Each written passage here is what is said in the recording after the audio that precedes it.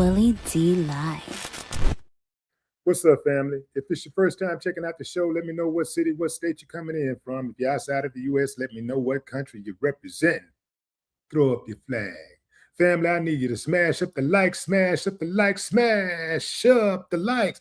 Also, if you have not done so already on YouTube, after you subscribe, there's a little bell next to your subscribe button. Go ahead and click that thing right now so you can get your notifications each time I drop a new video like this. That way you'll be in the loop. And now for the big news today, family. Karmelo Anthony is back in the headlines, at the top of the headlines, actually. He is seeking a new trial. But before he can get that new trial, his team of attorneys and family and supporters, they are fighting for the judge's recusal. They want him out of that. They need a new judge so they can have some fair shot at justice. You dig what I'm saying, fam? So I got somebody on the ground right now. My good friend Andrew Wilkerson is in the building. What's going on, baby? Hey, man, how you doing, man? And you're on the ground out there in Collin County, right? Yeah, boots on the ground, man. I assume they're about to get started right now. We have spoken to Russell Wilson, and without giving any specifics, I imagine it's going to be a pretty quick deal, man. I think that he is going to go into, for sure, the judge's interview where he made those statements about it not being unfair and everything happening correctly. And then I'm sure he'll go right into the law, man. Russ is one of those scholars, man, that knows that law like the back of his hand. So I'm sure he's finna smack him right in the forehead with the law as soon as we walk in. Exactly. So this whole process will take about, what do you think, about maybe 20, 30 minutes? Maybe an hour tops, maybe an hour and a half if it get lengthy, but it ain't gonna be that long. It ain't gonna be all morning, I'm pretty sure. So what's your gut on this? What's your gut on the decision? Man, I gotta go in there and lay my eyes on that judge, man. But my gut is Russ is about to just get straight to the meat of it, man. I don't think it's gonna be much fluff at all. You know, like I say, Russ is a legal scholar, man, so he knows that law. So I think he about to really, and it depends if this is you got judges that want to see it on paper, they want to see the case law. You got judges that go off emotion. You got all kind of judges, man. So it's gonna depend heavily on if this judge has already chosen the side or not. And I'm hoping he has. Where did they get this judge from? He was appointed. I believe he was appointed by the regional judge. That's the way it happens whenever you file a motion to recuse. If the judge that you're trying to recuse can either take himself off, recuse himself, or he can refuse to take himself off, and then they bring another judge in so you can have a hearing to show why he needs to be recused. So yeah. This guy refused to recuse himself. Roach, Judge Roach. That's that. Yeah, most of them do, man. Yeah. But sure. He should have known first and foremost. He should have known he stepped into some horse boo boo when he did that interview, and knowing the law like he know the law, he should have applied that and said, you know what? Yeah, I kind of overstepped my boundaries right there. You know, I kind of let them know what I was thinking all along. You know, I wanted to hang the boy from day one, and I got my chance to do it, and I did it, and I messed around, and I did the interview. I thought when I did the interview, everything was over because I'm in Texas and I'm in Collin County, and there's little to no oversight, and I'm the big dog out here, and can't nobody stop me from doing what I'm doing. I'm retiring anyway at the end of the year, so I'm doing whatever I want to do, and they ain't gonna do nothing about it. So, that's the way I see it. And then next thing you know, the prying eyes from outside of Collin County say, no. You can't do that boy like that. You can't just do that boy like that. We want a new judge, and we want a new trial. But first and foremost, we don't trust you, Judge Roach, because you ain't nothing but a roach. So we got to get you up out of here. It's very simple. A judge ain't supposed to take sides. You know, a judge is supposed to be impartial, like a referee. Referee ain't betting on the games because he ain't taking sides, right? Well, the judge is supposed to be impartial. He's supposed to stand on the line in the middle and just call the foul when it's a foul. But all that other stuff, saying that nothing's wrong and you believe everything was done correct, it's kind of indicative, and one can take from that you, if you didn't pick a side then, you pick one now, and it's too early for you to pick a side. You want to know why? Because we need you to rule on this motion for new trial. So Right. it was very out of line. It seemed unprofessional, and it seemed like it wasn't calculated at all. Or maybe it was. You know how they work. Maybe it was. You know, but it seems very simple. If Russ gets to the meat of this and shows that there's no way that he can remain impartial, and that it sounds like he wasn't impartial in the first place. I mean, he ought to have a shot, man. He ought to have a shot. Hey, can you do me a favor for the audience and just kind of pan it around so they can see what the atmosphere is like out there? Well, I'm gonna tell you, it's a packed car lot. It's a packed car lot. Ain't nobody in the front, but it's a packed car lot. So everybody up in there trying to see what's going on. Right. Yeah. So that's where all the lies and stuff been taking place at, huh? All of the corruption. Yeah. I'm about to walk up in here and put my thing down, man. Absolutely. Yeah, I appreciate you having me on. But you'll come back right after and give us an update, right? Yeah. 100%. 100%. Okay. Thank you very much. All right, Doc. All right. My man, Andrew Wilkerson. Whoo, ladies and gentlemen. I'm about to bring another good friend of the show on, Jack Palmieri. He's going to explain why this is not yet the hearing that decides whether Karmelo Anthony gets a new trial.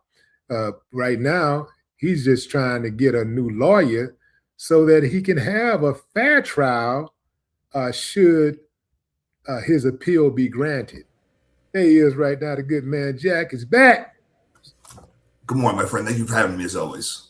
Absolutely, man. Absolutely, man. So here we are, man.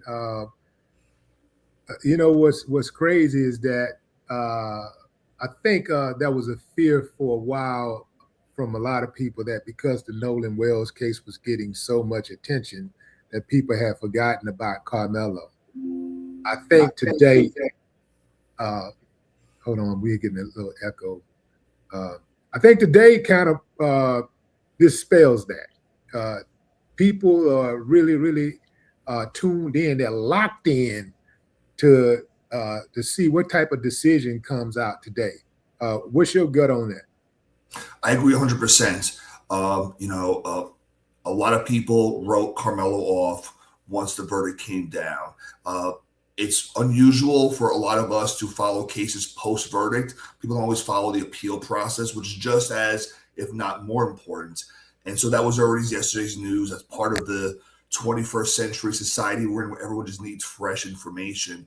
But this should be right back in the spotlight because this goes to the heart of what I and your last guest do. This is now in the courtroom. This is the trial process. Whereas with Nolan, we're dealing with trying to get it that far, trying to get the parties to be heard in the court of law, where this is, been through the first trial, and now we may very realistically be staring down a second trial. And it's a really crucial issue what happens today because depending on how this hearing goes, if there is a finding that this judge was impartial or had a bias or did not just call balls and strikes during the trial, that will only go to strengthen the later argument for a retrial, right? If you determine this judge was biased or in any way did not do his job, then that's all the more reason that Karmelo is entitled to a retrial. Right. Why would a sitting judge publicly discuss a case when post-trial motions were still possible? Why, oh, why, oh, why? 95% of attorneys make the rest of us look bad.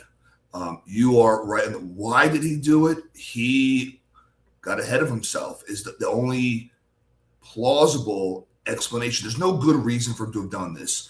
The notice of appeal was filed immediately after the verdict came down.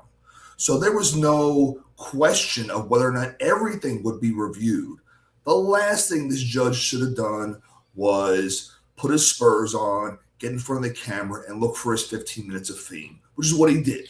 Exactly what he did. That's exactly what he did. And it just goes to show you, man, even people in the highest places, even when they got their names in the headlines, they still want that attention, man. If everything he said was legally permissible, the question is, was it smart? And I think we both agree that that was one of the dumbest things that he could have done. But again, I think that goes towards the arrogance. It speaks to the arrogance of some of these people that are in these high positions. And we talking about judges. Look, all of us, we take our implicit biases wherever we go. That's any, you know, it doesn't matter if you're a judge. It doesn't matter if you are a prosecutor. It doesn't matter if you are a doctor. We all have implicit biases, but can you decide to separate that from your duty? You know, like, look, look. Let's say I'm a judge, and I get a Klan member coming to my courtroom. As a judge, I'm supposed to be able to separate my implicit bias about Klan members and what the law says. Now, I'm gonna tell you right now, I just gave you a bad example because I'm sending his ass to jail. He going to jail. He going to jail, Jack. I'm sending that sucker to jail. So I can't do that. So, but there are people who are supposed to be skilled enough to do that. You're supposed to be able to do that. It's like in keeping on pace, you know, with the statement I just made, and I'll give you a similar analogy. You got a doctor who's about to operate on a patient, and the patient say, "Oh, don't touch me. I don't like your skin color. Don't touch me." Well, that doctor still has an obligation to save that patient's life, even though this patient really ain't worthy of breathing the same oxygen that the doctor is. But the doctor signed up for that. And he had to know that sometimes these type of people are going to end up on his, operating table, So, does commenting publicly create, an appearance of partiality, even if actual bias can't be proven? If nothing else, it shows an appearance of self-interest. Like you said, not only should he be separating himself from his ego, it's his job. It's his ethical obligation. You said it perfectly. He signed up for this. Okay. You want to be in the spotlight? Go do defense work like me. Okay. You want to be on TV? You want to give interviews? Come off the bench, go into private practice. Okay. You don't, as a judge, just at the same reason you don't see prosecutors going on TV and giving their opinion. All they say is, we respect the criminal justice system. We respect the jury's verdict. That's all we have to say. That's all they can say, right? He should not be inserting himself into the conversation because, of course, it only invites this, why are you saying anything in the first place? This case should not resonate for you outside the hours you are on the bench. You shouldn't be bringing this case home. You shouldn't have personal opinions about it. All your job is to do is call balls and strikes. All you're supposed to do is making sure the lawyers are behaving and that everyone follows the law. That's it. So he's brought this on himself. It was so short-sighted. He deserves the attention, the criticism he's getting. He should have said nothing because that's not your place. And the defense, they don't necessarily have to prove that Judge Roach hates Karmelo Anthony. They just have to prove that, whether his conduct created legitimate questions about his ability to impartially reconsider disputed decisions. Yes. So in a criminal case, the defendant, the accused's rights are paramount to everyone else's. In a criminal case, where someone's being accused of a crime, they're still innocent. The rights of the accused trump the rights of the victim, trump the rights of the state, trump the rights of the judge. You put the defendant first by law. That is de facto how it goes, okay? If it's 50-50, you're supposed to side for the accused. So the fact that you are creating these impressions of impropriety, these questions that are legitimate, there shouldn't be any questions. The fact that you've created a question that in and of itself is legitimate and concerning has caused the conflict. So you have to rule for the defendant. You have to. That's how it's drafted. We always weigh when there are issues of conflict, issues of evidence. It's prejudice versus probative value. Okay, the prejudice is so daunting here against Karmelo. Okay, how can any attorney, defense attorney, have anyone going assured? They need to be assured that the judge is neutral. If you don't have that assurance, you should do the right thing and recuse yourself. Because the concern has been raised by the defendant and by his counsel. The fact that you are being so arrogant as a judge, say, no, I'm not leaving. If this ruling goes sideways on him, this will get worse for him. Because now you are forcing another judge to make a legal and factual determination that, in fact, you mucked up, right? That's going to be on the record now. Now you're looking at possible complaints, formal bar complaints, certain, a condemnation of what he's done. There could be repercussions beyond you're being removed. Okay, Yeah. It would have been wise and resolved this quietly without a finding of fact, without a finding of law, and said, you know what? Because I adore this system that I am a part of, that I have the privilege to be a part of, I will step away and not make it about me, which is what he's done. Yeah, he couldn't help himself because, again, it's that entitlement, it's that arrogance, it's that good old boy system in Collin County where this guy's actually been accused of all kinds of improper behavior. So he's been accused of all types of improper behavior. So this ain't nothing new for him. He kind of used to navigating drama and corruption. You dig what I'm saying? Jack, sit tight for a minute. I'll come right back to you. Okay? Absolutely. Family, let me tell you something. Here's the cold part right here. Before the trial, the defense and prosecutors reportedly had an off-the-record agreement restricting certain potentially prejudicial evidence. So they had essentially a gentleman's agreement. And the defense is saying that the prosecution broke that agreement and kind of just basically railroaded Karmelo. They didn't live up to it. They played both sides of the fence. Now, I'll come back and I'll let Jack address that. But before I go any further, I want to let y'all know that today, at 10 o'clock a.m., pre-sale tickets go on sale for the roast of Willie D, cooked by legends. Y'all don't hear me. Y'all do not hear me. You do not hear me. In fact, let me go to the site right now and give y'all a sneak peek of what it looks like. Should have had this up for y'all already, but it's cool, Y'all's my people. I know y'all got a little patience for me. Let's see, where is it? Let's go to the website here and go on down to, here we go. There's your guy. Let's see. I'm going to share this with y'all. So if you are in Houston, if you're in the Houston area, especially if you're in Houston, you live in Houston, if you don't make this, you gotta leave the city. If you don't make this event, if you've been to all of these other events and you miss this event, you got to leave the city because this is one of the biggest events that's ever been held in the city. So it's the roast of Willie D cooked by legends. Y'all see that? You dig? Hold on. You don't see it.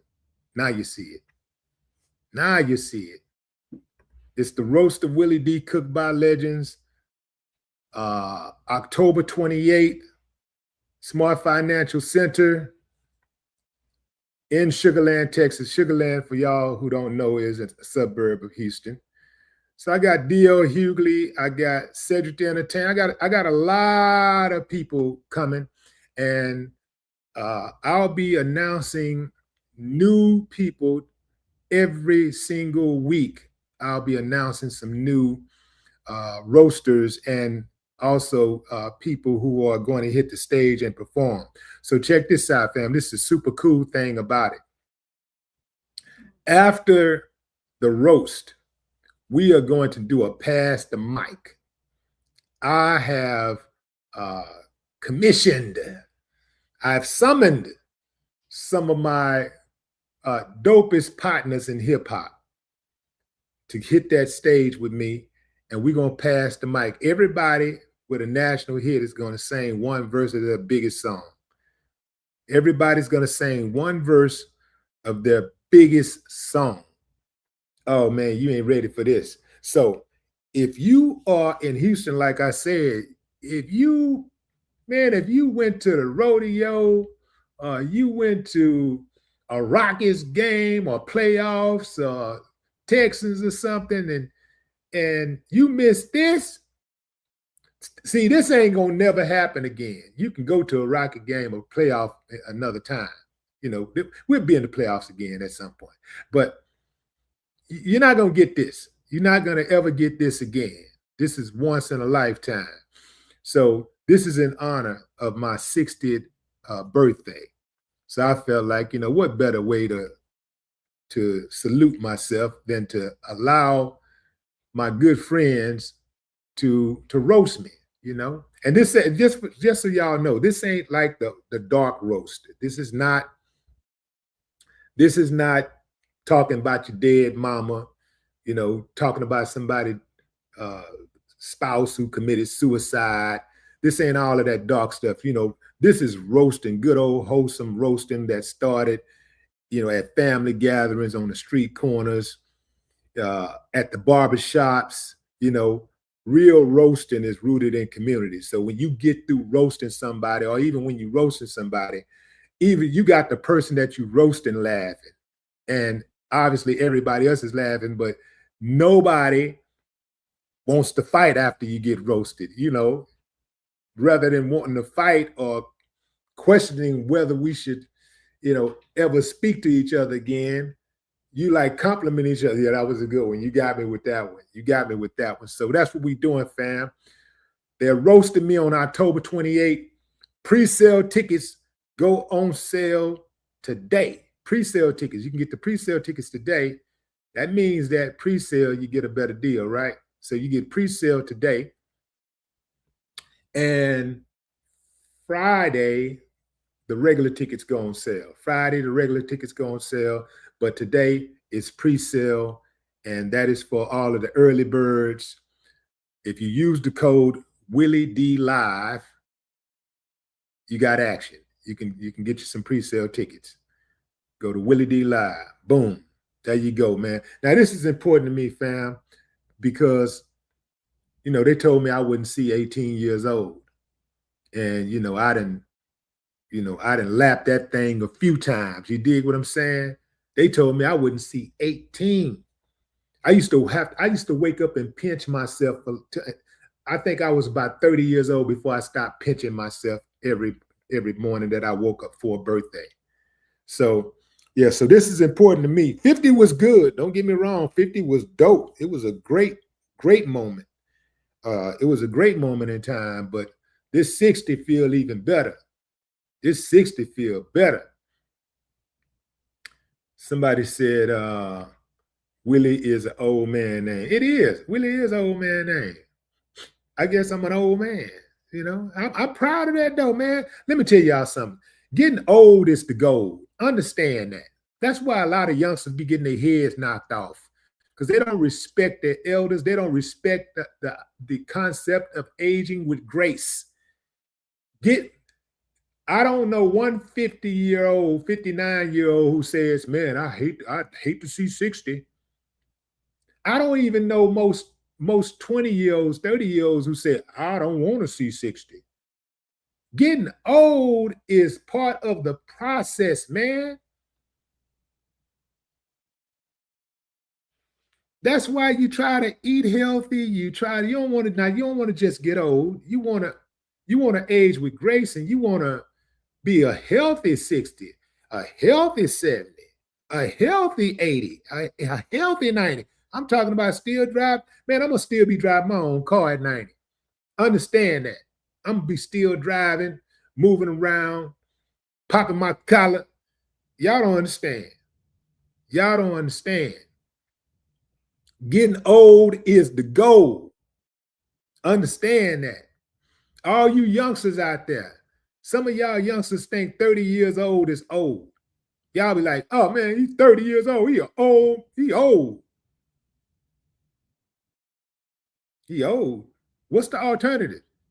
What's the alternative to being old, to getting old, to living to be old? What is the alternative? Death. I think I like this living thing. You know, this breathing thing. I kind of like it. Yeah.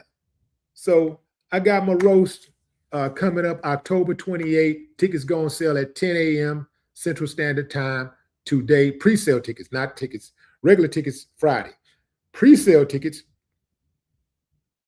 today, 10 a.m. Central Standard Time. That's about what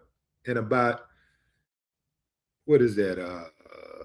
38 minutes, 37 minutes. In about 37 minutes, pre-sale tickets go on sale. You want to get them early. Obviously, you know, you want to make sure you secure you a really good seat and you have some good action on the action. You dig what I'm saying? It's going down. 10 a.m. Roast of Willie D, pre-sale tickets. So many dope people that's going to be on the dais. So many super, super dope people. So you do not want to miss this event, especially if you live in Houston or you from Houston. You definitely don't want to miss this. But even if you're outside of H-Town, there are people flying in for this. I got people flying in from, actually, I got somebody flying in from Australia for this. And I also have somebody flying in from Finland for this.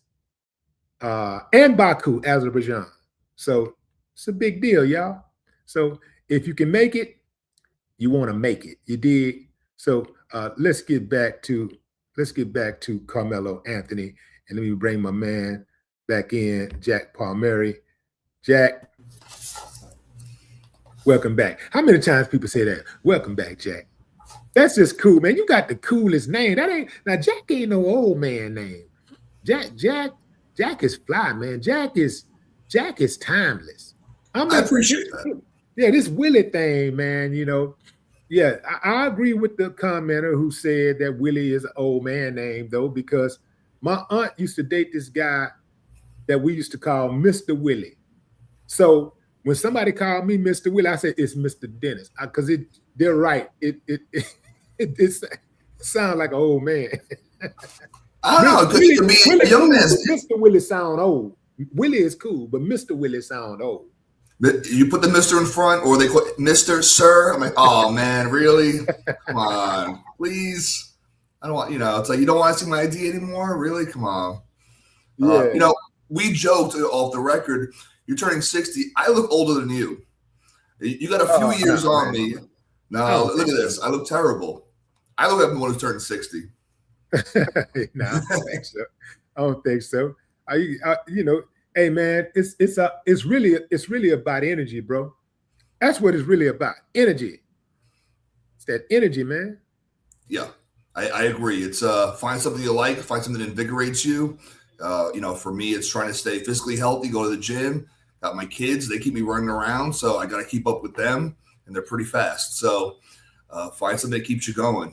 Age is a number. You're right. I remember, we were talking a little bit about the 90s and so many great people that we lost so young. And it's in the news now. Tupac Shakur, Biggie Smalls, right?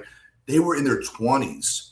And to imagine me now not having to last so many decades of my life to have been gone in their 20s, like all the things they could have done. All the things I've done since that time, I think the accounting function is. No, go ahead.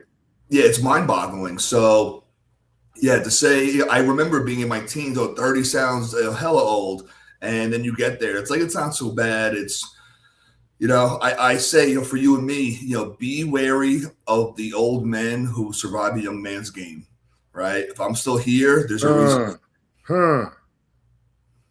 I can dig that. Yeah. So, a lot of people try to take me out and failed, and I'm here, they're not. So, say what you will about that. With age comes experience, comes wisdom. You can't fake that. And there's no there's no thrill in dying young. Don't go for that. Be careful who your idols are. Like a lot of people we lost young. Jimi Hendrix, we lost him young. So many great people in the world. Comedians. You can admire them, but don't be like that, man. Don't burn out. Don't burn out fast. Hang around for a bit. Imagine not seeing iPhones, not having all this streaming. It's crazy. So enjoy life. Yeah, breathing's not bad. The alternative sucks. And take care of yourself, because when you don't take care of yourself, life feels real long. Like life is long when you're hurting. Right. That's true story. True story. Well, God bless you, man. You're looking great. Got a happy birthday coming up, man.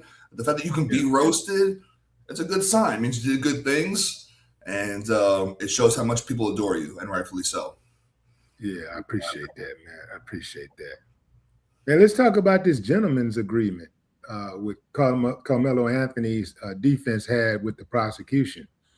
I think this is that's one of the strongest points for them. I mean, I think the judge running his mouth, the judge getting what we call a diarrhea mouth. That is the biggest piece. But a second major piece is, man, that gentleman's agreement that they had before trial. Defense and prosecutors reportedly had an off-the-record agreement restricting certain potentially prejudicial evidence. And the prosecution allegedly broke that agreement. How does that work when the prosecution and the defense have an agreement and then the prosecution reneges?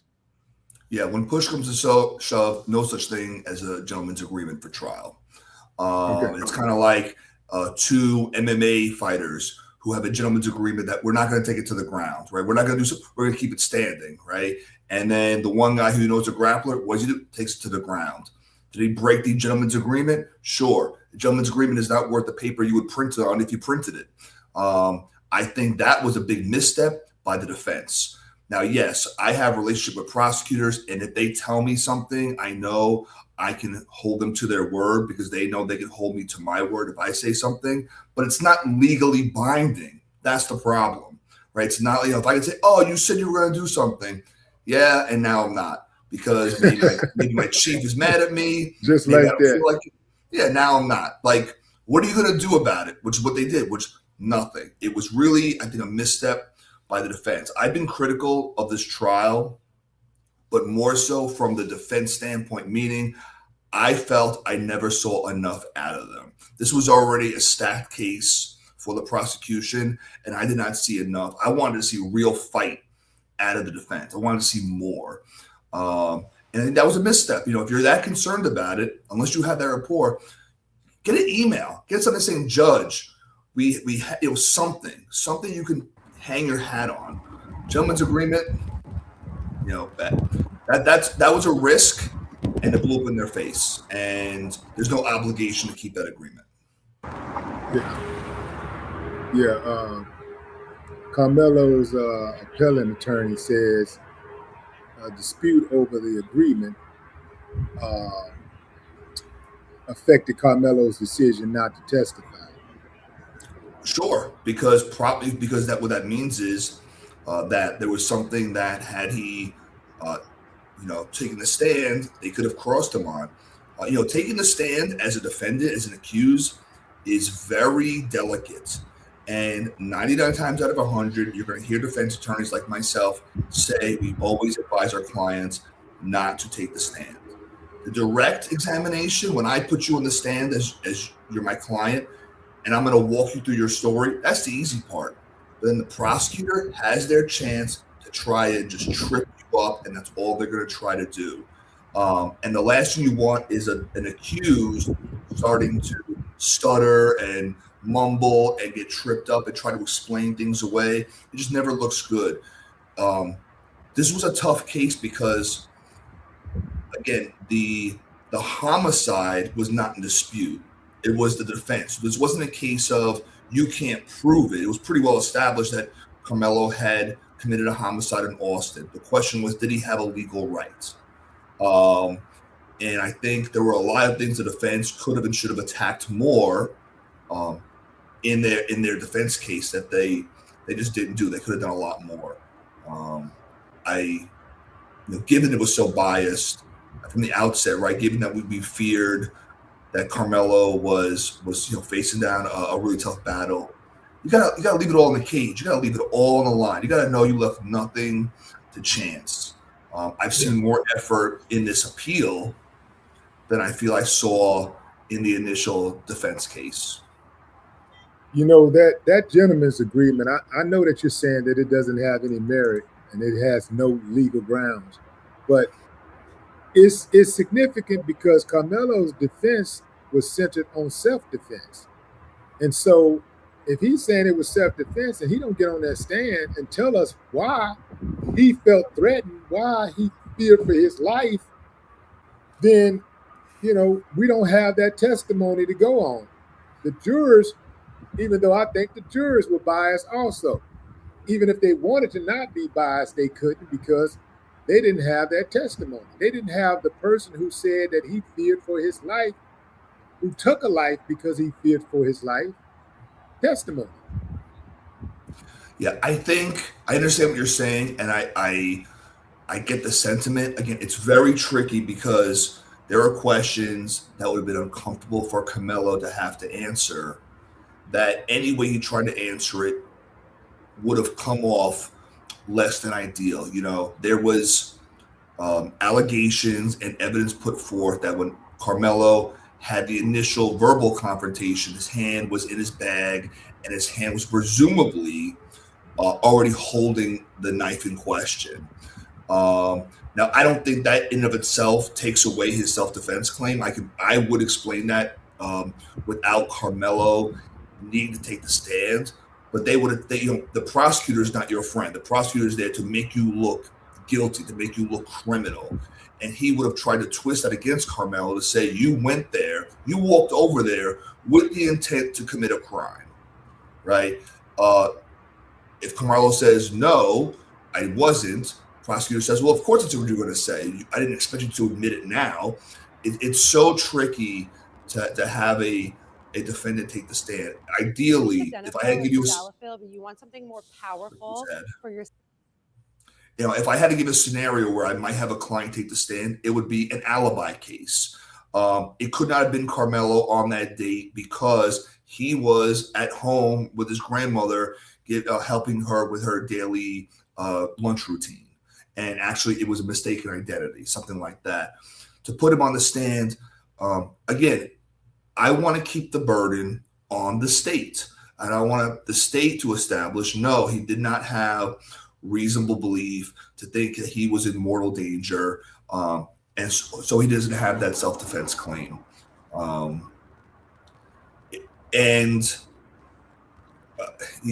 give great pause. Maybe we see Karmelo testify on a second go around.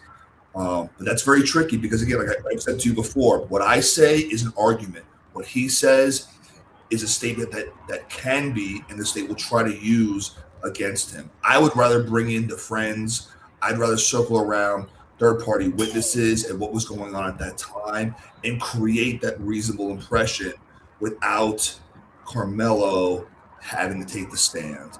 Because he's a young kid. This is a college kid. He's a young man. He's not experienced in testifying in front of a jury. Not to mention, it's only his whole life that's on the line, right? Whether you think he was justified or not, that's a lot of pressure to have. Every word you're saying, everyone's hanging on. It's very difficult. It's very difficult because you're going to be under pressure no matter what. I would have to see how the rest of the trial goes before that point to make that call with Karmelo. Yeah, I'm gonna go back to my initial, my not initial question, but my previous question. How do you fully present self-defense when the defendant himself does not tell the jury what he believed was what was about to happen?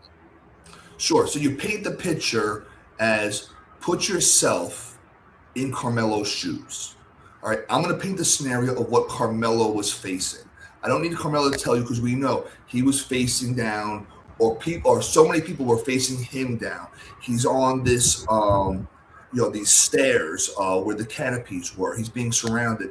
He now finds himself in what's become enemy territory. He goes on to another, these are all sportsmen. There's supposed to be a collegiate kind of brotherhood, right? He goes over to a team, a different team, and he's met very confrontational. You did not expect that. Ladies and gentlemen, how do you think you would have felt if you were, you don't need to hear Karmelo. What would you do? How would you feel if all of a sudden you're being flanked? If all of a sudden you have multiple people of a different skin color, right, coming at you very aggressively. Now you have no outs. Now you're being told you're not wanted here. Like, you paint it in a way where anyone could relate to Karmelo without having to hear it from Karmelo. That's what you do. You say, look, what else was he supposed to do? What are you thinking in your head right now, ladies and gentlemen? That's how you know he was right. So you wouldn't have put him on the trial. I mean, you wouldn't have put him on the stand. That would have had to have been, again, I would have done a lot of things in this case differently to get to that point. But at that point, I have a long conversation with Karmelo. I said, look, this is how it is. These are the pros. These are the cons. Ultimately, it is his decision. He does not have to agree with me. So he can testify against the advice of counsel. But anything I tell a client is because I believe it's in their best interests. And I don't want some prosecutor having a free go at my clients. I want to keep the pressure on the other table. Let them prove why Karmelo's belief was so unreasonable. It was already established what he believed. There was video, the statements he made. He all but confessed to the homicide element of it. He clearly showed concern. So I don't think it's a dispute that he had in himself a self-defense belief. You just need to paint why that's reasonable, why any one of us would have felt and done the same thing. Karmelo was not wrong for going to that other tent. Karmelo was not wrong for talking to other people from a different school. Karmelo was not wrong for talking to people of a different race. Karmelo did not, commit a crime up to that point. A lot of focus was made on that there was a school rule about not having knives and blades, but he was not criminally accused of unlawful possession of a weapon. He did not do anything criminally wrong. There was no action taken to that effect. And quite frankly, you never would have known. He did not brandish it. The knife only became known once he felt reasonably compelled to use it in self-defense of his life. You don't know what his hand was doing in the bag. You're in Texas. I'm in Florida. These are open carry states. These are states where people can just have firearms showing on their side. People put their hands on their hips. It is reckless to presume what he was doing with his hand when you can't see his hand. Obviously, the prosecution is going to say he's holding a knife, but you can't know that. And that creates a reasonable doubt. And having his hand in his bag is not criminal. So there were so many things I just would have harped on more. I wanted to see more emotion out of the defense, out of the attorneys. Show how much is on the line. I don't expect better from the prosecution to try and put this young man in jail only for the rest of his life, right? We've already discussed the concerns with the venue, where he's being tried, and the jury. You're stuck with the jury that you get. So the only one left to fight for Karmelo really is his defense attorneys, his team. I want to see blood, sweat, and tears. I want to see it all. I want to see you going after everybody. That's what I do. Yeah. If you're just not joining us, fam, I'm sitting here having a very spirited conversation about the Carmelo Anthony judge recusal hearing. They're inside of that building that you see right now on your screen, and there are no cameras inside. There are reporters inside. They've been allowed to use pens and notepads, but they cannot have recorded devices. So we are awaiting the decision that could come in any moment. Carmelo Anthony is seeking a new trial, but before that could happen, they need to get rid of this judge, Judge Roach, because Judge Roach is a roach, and he needs to be squashed. We got to squash him out of the legal system. He makes Texas look bad. I know that it takes a lot to make Texas look bad because we got so many uncivilized mutts roaming Texas and these courthouses and roaming our streets. But this is one of the worst of the worst. And he got to go, man. He got to go. So the attorneys for Carmelo Anthony, led by Russell Wilson, is they're in there fighting for him right now, fam. They're in there fighting for him right now. They're pleading their case. They've taken their case to a judge who was appointed by the regional judge, and they want a new judge. They need a new judge. All of the evidence so far that I've seen has supported them being able to get a new judge. So I don't understand why they would not grant him a new judge. Jack, if that happened, if they didn't grant him a new judge, well, what's next? If the judge don't recuse himself, he already refused to recuse himself, but if the new judge doesn't recuse the old judge stays in place. That means with his same old ideas and implicit biases and his belief, his undeniable belief that Carmelo Anthony was guilty and deserved to be in prison for 3 decades plus. What's the next step for the defense? Well, the next step is going to be procedurally the motion for the new trial, the appeal for the new trial. So let's presume that Karmelo gets stuck with this now very suspicious judge. He wants to stay on. He gets round 2. If Karmelo gets a new trial, what I would do as a defense attorney is I would legally agitate the judge every chance I got at the new trial. I'm going to try to expose him for the bias he has and create a record and create an appeal to show that this ruling, if he's found to stay, was wrong, and I'm going to look to expose him. I'm going to look to keep his feet so close to the fire that his toes burn. Okay? That's what you do. You challenge every decision that judge makes now going forward that is against the defense. Okay, I'm making a record about it. I want not just the ruling, I want the explanation. I want you to establish on the record the case law or the statute that tells me why you are being fair and just and not an extension, because now you're pissed off that I tried to get you off and you're here, and now I got to worry about you not holding that against my clients, right? You keep his feet, that you show him it was a mistake to ever stay on this case in the first place, all right? Everyone's watching, and now I'm going to make sure everyone's watching you. That's what you do. You make this so uncomfortable for the judge, because it can be done. That's what I would do. But first, if you get stuck with this judge, we have to maintain hope that in spite of that, he gets his new trial.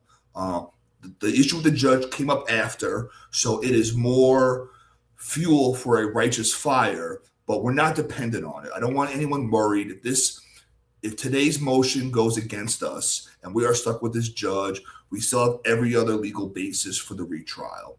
And we can still use what the judge did from that trial. Just because he's not recused doesn't mean he's out of the frying pan. All right. We can still challenge rulings he made, that they were inconsistent with fact, inconsistent with law, and quietly still on an independent case-by-case ruling, questionable if not outright biased.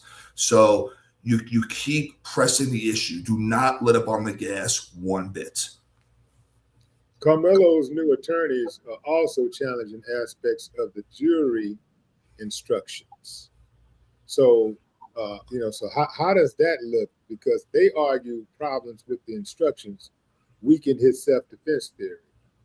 Yeah, it's crucial. I think it's great. I mean, this appellate team really came together for Karmelo. I was so happy to see a lot of big, prominent attorneys come out, put their minds together. Again, it goes back in part to the judge, because as a defense attorney, I give my draft of what I think the jury instructions should be. The prosecutor gives their draft to the judge of what they think it should be. To the points that we agree on, some basic procedural stuff, that's agreed, that goes forward. To the points that we disagree on, either we want things in, we want things out, we want things rephrased. I mean, phrasing is so crucial. Every word is just as crucial as the next when it comes to trial, when it comes to criminal law. The judge is the one who made the decision, right? Those instructions that the jury gets, they're basically like a legal roadmap for jurors to use while deciding guilt, right? I mean, look, it's in the term. They are instructions. You are ordering the jury, this is how you think on certain things. This is what you're allowed to consider. This is what not. If you find this factual element in play, you must apply this legal element to it. They are instructions on how to deliberate. And oftentimes, depending on what the jury notes that came back were, you'll see juries say, look, we're confused. Sometimes that means the instructions were poorly given. We're confused as to what we're allowed to do, how we do it, how do we address this, okay? Ultimately, I'm going to put that on the judge. Yeah, so ultimately, the question isn't simply whether jurors believe Karmelo, it's whether jurors were given the correct legal framework for evaluating what he did. Is that what you're saying? Absolutely, because if the jury either was given improper instructions or confusing instructions, they never had a chance to properly judge Karmelo in the first place, right? For him to get a fair judgment from a jury, they have to fairly know how to do that. If they're put in a way where the only decision that can come out of these instructions is guilty, there is something fundamentally wrong with the instructions, right? They have to know how they're able and why they would be able to find him not guilty by means of having a lawful legal defense claim, right? So if those jury instructions said, we don't understand, then that's a problem, right? Because they're not supposed to have confusion and concerns about how to be a jury. As a judge, you should have made sure that was never an issue. So that's a big problem, because he could have been found guilty because of a very small but fatally important flaw in the instructions. Yeah, and I agree with that. Let's say the jury received an incorrect or incomplete instruction on self-defense. Can we confidently say that the verdict would have been the same? No. I mean, look, you have to question. If you question the instructions, you have to question the outcome, right? You can't presume, oh, that mistake doesn't matter. Of course it matters. I had to ask that question for the slow folks who's sitting around saying, well, he got judged by a jury of his peers and they rendered the verdict, and we just need to respect the verdict and move on. No, absolutely not. Absolutely. If the instructions are in question. The verdict is tainted. You can't wipe away the mistake and say, well, the ends justify the means. It does not work that way, okay? Karmelo is entitled to every benefit of every doubt in every legal, factual question there is. You have to give it. He's the one on trial. Okay, his rights are the ones that are threatened here with incarceration. So no, if there's a mistake, you can't just say, oh, it would have worked out that way. It does not work that way in the court of law. Maybe in public opinion, like I've said to you before, but I don't care about that. Court of law, he's entitled to fair, accurate instructions, and only then can you consider any decision from that. Jack, I'm gonna ask you something point blank, man. You're a trial attorney. You've witnessed these type of situations many times. This is what you do. I need your honest opinion. Do you believe Karmelo acted in self-defense? Yes or no? Just simply yes or no. Yes. I think under the law, he was entitled and acted reasonably, lawfully to defend himself. I think the law, if applied fairly to Karmelo, supports Karmelo. Yes, I believe he was justified. Yeah. Man, how does these? I think I got a good answer to this, but well, let me rephrase this. How does residents in small towns where the officials oftentimes wear more than one hat? The sheriff might be the superintendent, also the school superintendent. He may have his sons as the deputies. His wife is a judge. His cousin is a judge. His best friend runs the survey department. His sister directs the inspections department. His grandma been in the permits department, been running the permits department for 50 years. How does someone who lives in a small town like that, where it's so controlled by one or two or three people who are all on the same team, get justice if they find themselves in the crosshairs of the law? You expose that bias to a jury in two ways. Okay, first in voir dire, and voir dire is when a jury panel is put together and you're picking your jurors. You're asking them questions. Well, I'm talking about before you can get to a jury. I'm talking about even just having the. I'm talking about even before somebody says that somebody is even arrested or accused of a crime. I'm saying that little old me, I'm in Collins County, and I just had a fight with the sheriff's son at school. Sheriff's son was picking on me. I put them hands on that boy. I'm talking about Willie D style. Put them hands on that boy, and now the sheriff wants to charge me. His son started to fight. The sheriff wanted to come and arrest me and charge me with assault, and harass my family. Where do I go for help? I'm saying this for all of those people who listen to this channel, who are in these small towns where injustice takes place on a daily basis and they feel powerless. Yeah. So, in my opinion, unfortunately, you don't get justice in the street in this scenario. Recovery achieved 20% savings.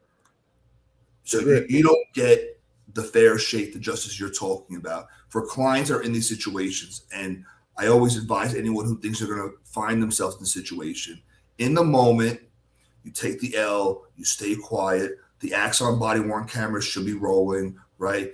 You take the short-term L for the long-term W, right? Because the police are going to do what they're going to do at that stage. You need to get to a court of law for someone like me to come in to expose the injustice, to expose the police officers, to expose the bias. I always tell people, don't try to fight my fight on the scene with the police. You're not going to win that one. If they're going to arrest you, they're going to arrest you. You're not talking your way out of it. Stay quiet, say nothing, invoke your rights. Don't make it worse for yourself. Don't add a charge that you didn't need to by resisting or being threatening the officers, right? Because you're not going to win there. You need your team, right? You haven't put your team together yet. Go through the first appearance, get an attorney, and let the attorney expose it in court, because that's where it will matter. I know it's not the answer you may want or people want to hear, and it's very tough. I tell clients, don't fight my fight. Let me fight my fight for you. Let the if the evidence is there, I will find it with you and I will expose it for you, right? But you have to let me do that, so there can be real consequences for these officers, for these politicians. Play the long game. Like we were saying before, life is the long game. Play the long game, right? Losing the battle is not as important as winning the war. And sometimes that's what you have to do. That part. Hey, let's talk about this broader argument that some people are raising questions about Karmelo's right to a public trial. Do you have a right to a public trial? Yeah, of course he has a right to a public trial. It's Well, why wasn't his trial public then? I think because the county was not equipped or prepared for the publicity. I think because the county didn't want the outsiders to see how they railroad defendants. That could be it too. The public has a right. Not only does Karmelo have the right, the public has the right. The only time I see a closed courtroom is if there is a victim who is a very young minor. You want to protect their identity, you want to protect their well-being, and in those select scenarios, for select witnesses, you may close the courtroom because you don't want that child's information getting out, right?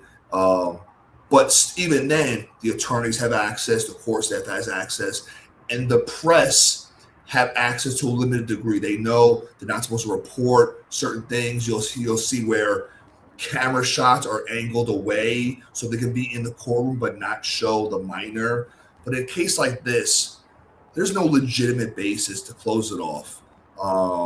And if that argument was to have been made, it would have been made by Karmelo's team if they wanted it for some reason.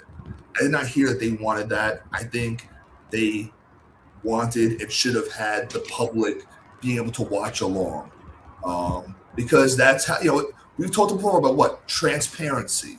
That's what that's about. It's about transparency. It's about the world knowing that you, the judge, you, the prosecutor, you're doing the right thing. Because we've said before, if you're doing the right thing, what are you worried about? What is there to hide? Right? We're not talking about opening the doors and having a line, but have cameras, have access, have information. Again, it's very concerning. It's very concerning. Does limiting cameras actually make a trial constitutionally less public?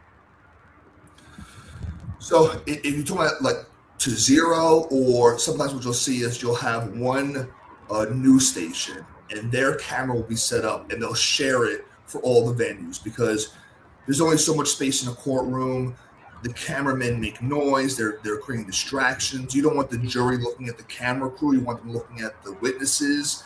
So there's an argument to be made that if we're going to have access, we share the access. We make the disruption minimal. But to say no cameras in a case like this, there was nothing classified. There are no high-profile diplomats that I'm aware of that were testifying. There's no basis a case like this should be closed off. If anything, it should have been even more accessible. I mean, this is a huge case for a young man in a daunting situation, and the country has a right to know.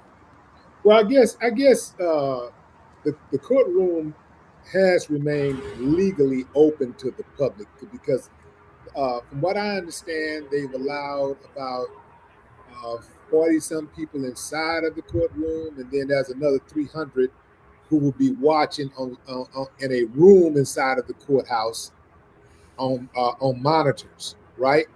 So it is public, but they're just not allowing cameras. I don't understand why they won't allow cameras, especially in this age of cameras. Everything is in 4K. What are they trying to hide? That's what I want to know. Like what the hell are they trying to hide?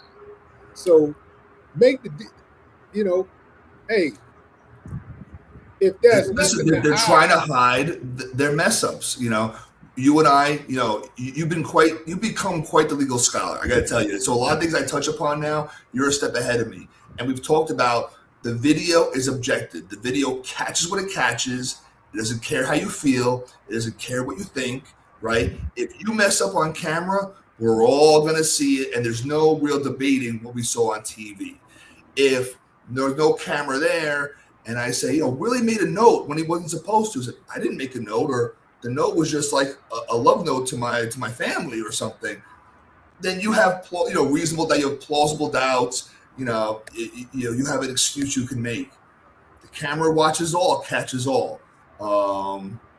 It's a sign that this courthouse is a little behind the times. You hear in South Florida, they're updating the courthouses. They're putting in big screen TVs, more of them, so the jury can see, so the audience can see. They're putting microphones everywhere. I can't talk anywhere in the courtroom now without being recorded. They're behind the times. It's not a good look. And if Karmelo gets the retrial that he deserves, they should rectify that. Yeah. What happens if Karmelo wins today? If what? What happens if Karmelo wins today? If the judge grants that recusal? If he wins today, I become very optimistic about the next hearing, because today's motion, while serious, and it is serious, it's also not taken lightly. You're asking a judge to recuse a judge, right? It's not as flip as, I don't think he likes me. I don't like him that much. He looked at me funny. He made me feel bad. Take him off. There's got to be a finding of a legitimate legal concern, right?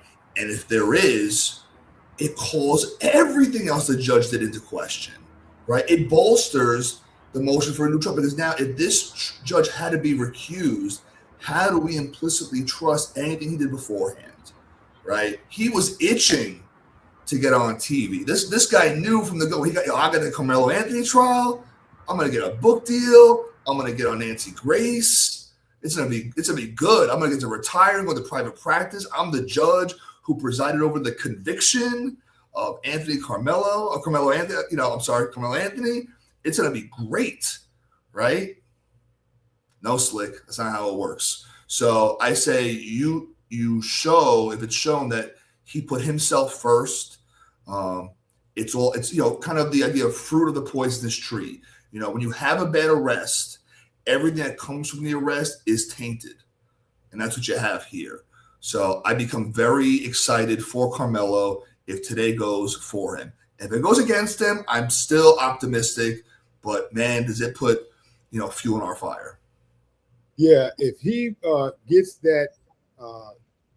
I don't see how they can, like the only way that they can not give it to him is if they say, you know what, man, we know you got the deck stacked. We know that you're right. And we know all of the signs point in the direction of recusal. But we're not going to do it because we're Gallen County, boy. And we do things our way down here. And we don't care nothing about no law now. You get on out of here with that righteous stuff now, boy. We don't care nothing about no civil rights and stuff. We believe in silver bullets. Okay, so you get on out of here with that now. That's the only way I can see them not doing it, because everything about what the law says supports a recusal. I agree. The judge gave them a straight up layup when he did that interview. He just couldn't help himself. When he did that interview, he gave Karmelo and his team a layup. It's almost like God said, you know what, man, let's keep this arrogant thing going. You know, I got you, John. Let's keep it going, Roach. Let's keep it going. And I'm gonna turn this thing around, man. I'm gonna use you as the catalyst to do it. Can you explain to people who may not know how this process goes that winning the recusal motion doesn't erase the conviction? Sure. So right now the issues are independent, but there also is a nexus, right? Because what we're saying is on the presumption that we will get a new trial, this judge is biased. This judge is incapable of being fair, being neutral, being out of the equation. All right. So even if you find that, because Karmelo could win the retrial on other grounds that are not explicitly related to the judge, that evidence came in when it shouldn't have, the jury instructions were misapplied, anything that was there that taints the verdict, right? Typically, it would just go back to the same judge and you'd have a retrial. But we're saying now this judge has brought it upon himself to really show his hand. And now we feel it could be, if not in fact, is part of the reason why Karmelo did not get a fair trial. If we get a second bite at the apple, which we think we should, and I think he should, then it's not fair to Karmelo. And I say in a legal respect, because there's clearly a legitimate concern of partiality. So it just raises the issue again. It bolsters the argument for a retrial, and if not, at least raises concerns that we're not sure, why these mistakes were made, but they were. Listen. Okay, I'm sorry to cut you off, but Attorney Andrew Wilkerson is back. Andrew, you there? Andrew. I'm logging on. Yes, Can you hear me? Yes. Can you hear me? Yeah. What we got, Andrew? Yeah, it's crazy in here, man. I'm trying. Can you hear me? I hear you. Can you hear me? Yes. I can hear you.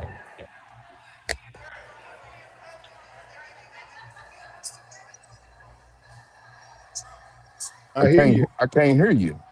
You can't hear me. Well, that it's on your end. I got Willie right here. Can you hear me? Yes. I hear you. I can't hear him though.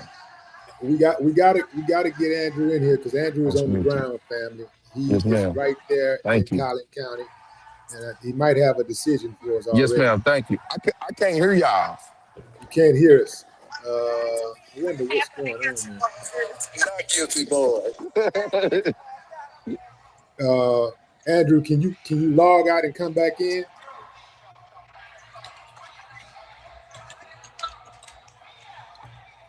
How you doing? I'm a log off and log back on. I can't hear you. Okay.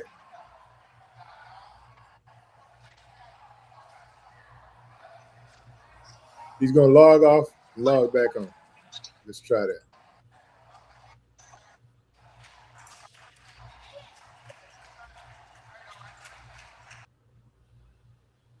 Let's see how that works out. Andrew Wilkerson, Attorney Andrew Wilkerson, is on the ground in Collin County. He's at the courthouse, and he is about to tell us what he knows up to this point about the proceedings that took place today, that might still be going on in Collin County regarding Karmelo Anthony's motion to recuse Judge Roach, because he's a roach and he must be approached with caution. Willie, it's nice being on this. Okay, hold on. Can you hold that thought? Hello? Of course. You there? There we go. You hear me? I can hear you. Okay, what we Yeah, got, can you hear Andrew? me? Yes. Recuse, man. Recusal granted, baby. I Boom, told you about that boy Russell Wilson. He a bad boy. boom, He a bad boom. boy. Yeah. Okay, okay. Here we go. Uh-huh. Here we go. Here we Yeah, we go. got action, baby. So how did it go? What was it like inside of there? Mike made it inside. I couldn't get inside. The overflow was full, and the courtroom was full. So like I told you, in talking to Russ, I could talk to you about it now. His plan was just to get straight to the meat of it, man. He didn't want any fluff. This isn't, and I think my comrade here spoke about that. This isn't about how the judge feels about you. This isn't even based on the judge's rulings. This is squarely based on the judicial canons that have to do with him being impartial. That's all it's Yeah, based on. So you want to keep arguments simple when it's simple, and I believe Russell Wilson did that, man. And I'm happy about it. right. So what's the next step now? Well, tomorrow they have the motion for new trial, which Judge Roach will obviously not be presiding over. So, it's still a fight, man. It's still a fight. We gotta keep our fists up. We can't drop our, we gotta keep fighting, and we'll have more information for you tomorrow. But the appeals process is still in full throttle. But it's just you gotta knock each domino over one at a time, man. Right, right. Were you able to see Karmelo's parents? Were you able to visit with them at all? Yes, yeah, I didn't visit with them yet. They're speaking to their attorney, but I will get with them and see how they feeling about it, man. But I mean, they got to be able to see a little bit of light, at least an inkling of light at the end of the tunnel. An appeals process is a long tunnel, but a little bit of light is some hope, man. That's what I'm talking about, man. I think you're going to come back and join me for the Nolan Wells prayer visual in about 45 minutes or so. Will you be able to join us? Yeah. Okay, good. Okay, Yeah, for sure. Okay. Ladies and gentlemen, Attorney Andrew Wilkerson. Appreciate you, man. Thanks for the update. That's what I'm talking about, y'all. That's what I'm talking about. Hold on. Let me do my dance. Let me do my dance. Yeah. We going home. Yeah. Say, man. Say, fam. That's how it's supposed to go, man. So that's one step. This is, I think this is akin to graduating high school. Like you want to celebrate, but in the back of your mind, there's more work to do, right? We don't rest on our laurels, right? We're not all the way out of the woods yet, right? We take the win, we reconvene, take a breath. That's huge. But now we got to finish this off. That it's a 1-2 combo, right? You hit him with the jab, now you got to hit him with the hook. You got to follow up. You got to knock this out now. But that's very, very good. That was, in my opinion, the right decision, right? Your colleague said it best. You get right to the point. For appellate cases, they don't want to hear the grandeur. They want to hear the law. They want to hear the facts. I'm glad to see that we were affirmed in our beliefs, that it was so clear from a legal basis. We go back and forth, you and I, on the viewpoint of public opinion versus the viewpoint from a courtroom, right? And I always am hanging on what happens in a courtroom. I thought legally this should have been a no-brainer. Sounds like it was, right? Sounds like it was that clear. Again, when you go towards a defendant's concern, an accused person's concern that the judge is biased in some way, you have to defer on the side of caution. Remove that judge. The judge is not. You don't have to establish it was true. You have to establish the belief is true and the reason for the belief is real, and take no chances. I'm very, very happy for Karmelo, his team, his family, for us watching, and let's get it home now. There may be a delay now because now we're going to have a new judge for tomorrow. That new judge may not be ready for that hearing. So I just bring that up as that could happen as a technicality, right? Because the new judge has to get caught up to speed on what's happening tomorrow. But if not, if there's no delay, I will read that as positive. I think that everybody, I believe this is all hands on deck. There's no way that the new judge should not be ready for this already. He's had months to prepare for this. They know what's coming. They know what's coming down the pipeline. So I don't see why the new judge would not be prepared. I mean, I know that they're Collin County and many of their officials act backwoods. They're stuck in the past or whatever. But I think this is where the big guns come in and offer advice. You know, those big counties that are used to these big high-profile cases and stuff. If it's me, I'm reaching out to some of my people in the bigger cities and asking them for some advice. Yeah, it depends on where they get the judge from. If they stay in-house, stay within the county, this case now has to be, from a procedural perspective, it has to be reassigned. I mean, now the chief judge in the court in the county says, okay, this judge is off. I have to reassign. Somebody goes to a pool. You see who's available. You make sure there's no other conflicts. It needs to get reassigned. Like, even if this was, let's say we say today was a foregone conclusion. No way this judge could stay on. The administrative judge can't presume that, he can't move on that until it's said. Maybe he has someone in mind. I hope he does, but he can't have reassigned it until the recusal is in effect. Now it's in effect, right? If they go out of county, they say, you know what? We're going to play it super safe. No one in this building touches this case. We're going to a sister county for a judge. That then could be a reason for a short reset, because it's less likely an out-of-county judge would be prepared. Not that he couldn't get prepared, but wouldn't be prepared right now at this moment to hear tomorrow's hearing. As long as they take the approach that most protects Karmelo's rights, that's the approach I want for him. Yeah, where is the what's the judge? I know you've never been in this position before, but where would you imagine the judge is thinking right now? Judge Roach. There goes that book deal. That's what he's thinking.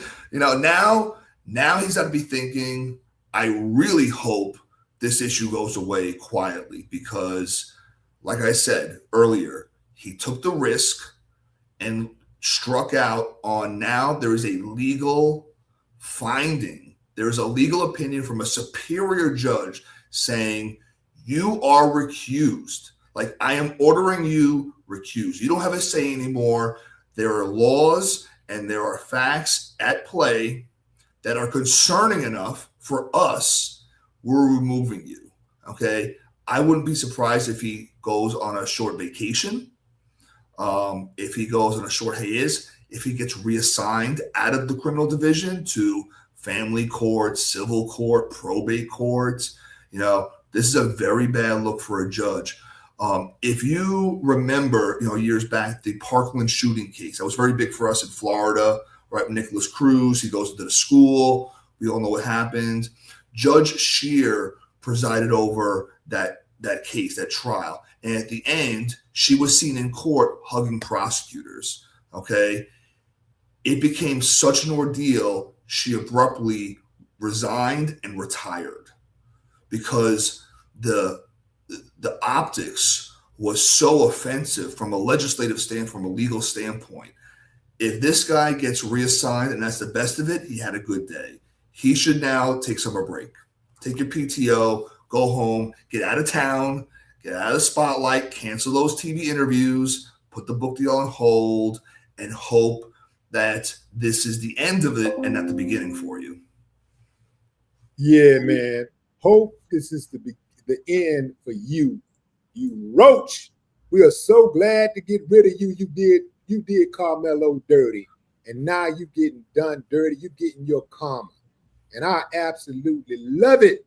I love it. I love it. I love it. I wish I could see the look on your face right now. I know you've been going to them little taverns around Collins County, celebrating with your good old boys, the backwoods, stuck in the mud, partners.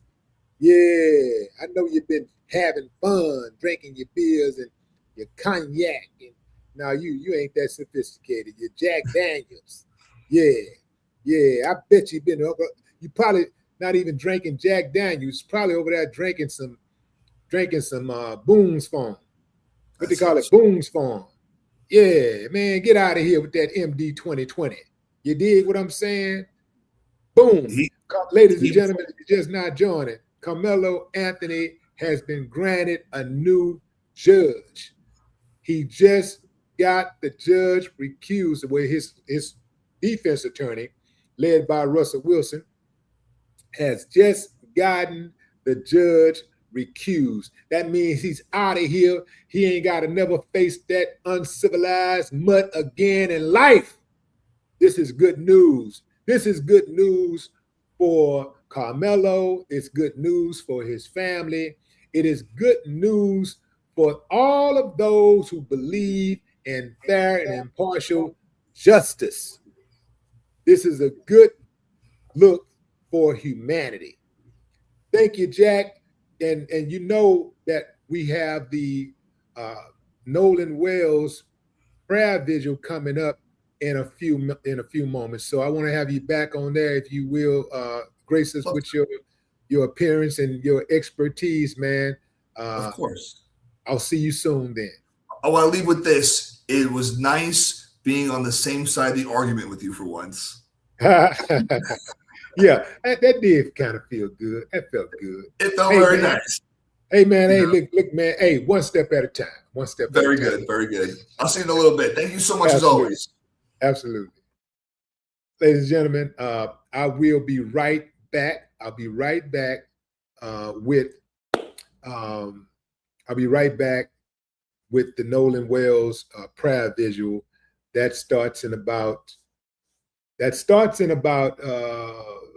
40 or 37 minutes, but I am going to come back on in about 10, 15 minutes, and we'll prepare for that.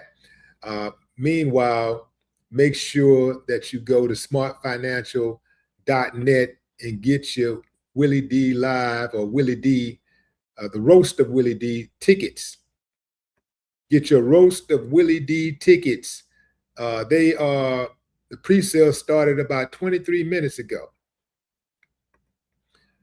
Get your Roast of Willie D tickets. The pre-sale started about 23 minutes ago. So you want to make sure, if you're in H-Town, you want to make sure you get tickets to that, fam, because there ain't gonna never be something like that again. And if you are one of those type of people who enjoy like great experiences, like you like to put certain things on your bucket list and you say, yeah, I did that, or I was there. Yeah, this is one of those things that you want to make sure that you see. You want to absolutely make sure you check this out. It is the Roast of Willie D. You dig what I'm saying? Go to smartfinancial.net to get your tickets. I got Cedric the Entertainer. I got D.L. Hughley, who is the roast master. And I got so many other like legends. I'm talking about legendary comedians, but not just comedians. I got funny people from all disciplines. I got all industries. Funny is funny. You dig what I'm saying? We're going to have a good old time, a good old wholesome family, friend, block,